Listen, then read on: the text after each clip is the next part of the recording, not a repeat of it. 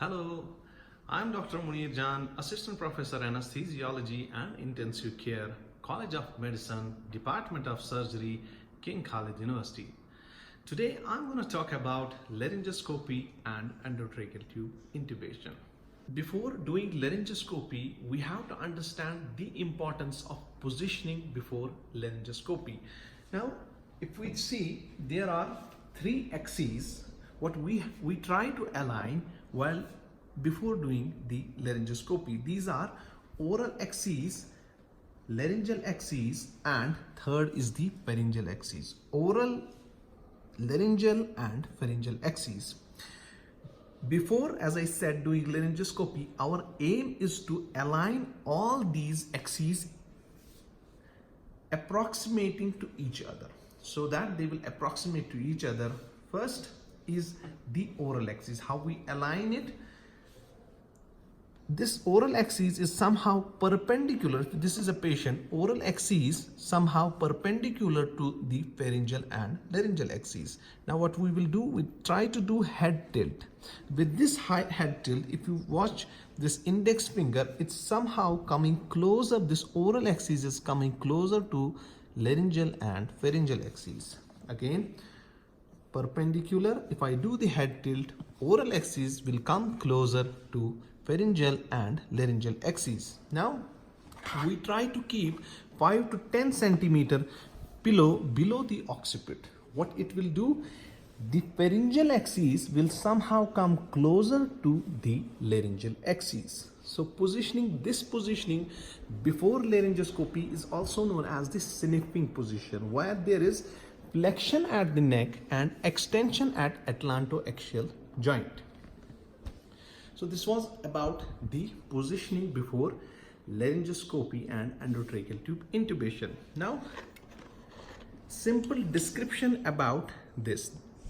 This is the laryngoscope, and where you have this curved blade is known as the Macintosh laryngoscope.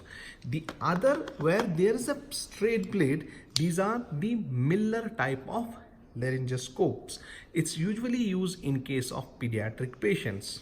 Now, talking about this Macintosh laryngoscope, now how we do the laryngoscopy and endotracheal tube intubation. We hold the laryngoscope with the non-dominant hand. Okay, I'm right hand person, I will hold with left hand. Holding, either you can hold it like this or you can simply hold it like this. Then before doing the laryngoscopy, just try to check whether the light source is okay or the laryngoscope is in proper functioning. So you have to check the light source, whether the laryngoscope is in a good condition. Then holding it with your left hand or the non-dominant hand, going towards the right side of the tongue. Okay, going towards the right side of the tongue, sweeping the tongue towards the left with the blade of the laryngoscope, then searching for the structures. Okay, so we'll see the epiglottis there. Okay, you can see the epiglottis. Now once we are there, the space between the epiglottis and the root of the tongue, this is known as the vallicula. Now once I reach the vallicula, then I have to lift the epiglottis up, and the lifting moment has to be in the direction of the handle. Okay, we don't have to use this moment. Okay, if I use this moment, then there would be either teeth injury or you cannot see the structures. Then once I be there in the vallicula, try to lift the epiglottis up as I was talking. Then we have to look for the vocal cords. Once the vocal cords are visible, you can see the structure there. Then we have to put the endotracheal tube or secure the endotracheal tube. You can see opening there. Okay, I'm going down. Okay, so now we have to inflate the cuff so that the pressure has to be less than 25 millimeters of mercury, attaching the embu see the bilateral visible chest rise. Okay, we'll confirm with stethoscope also. The gold standard to confirm whether your endotracheal tube is in place or not is end-tidal CO2. So we have to inflate it also.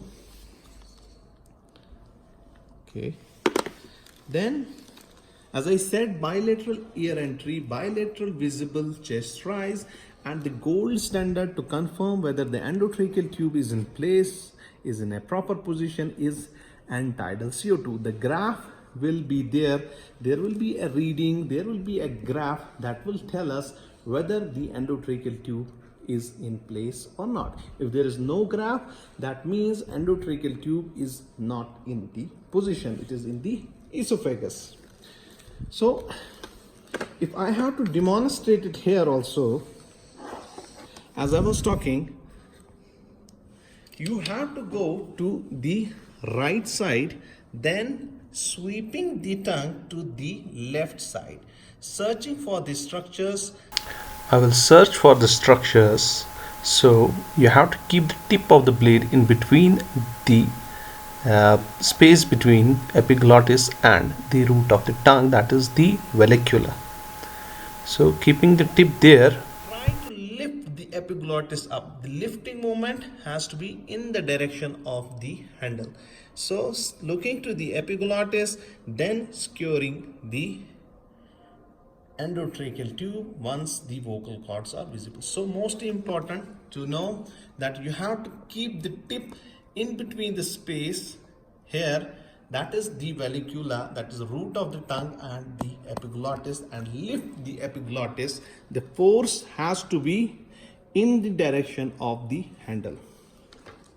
Now you have to fix the endotracheal tube. Usually in case of females, we try to fix it at 21, 22. In case of males, at 23 or 22.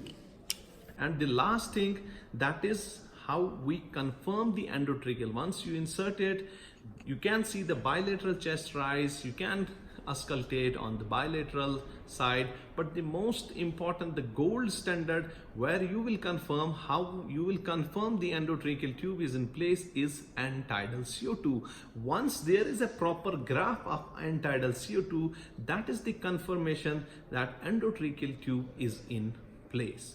If it is not there, that means the endotracheal tube is in esophagus.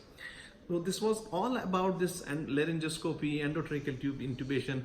I hope the message has been conveyed, and if you like this video, please subscribe and please press the bell icon. If next time I will upload, you will come to know about the next video.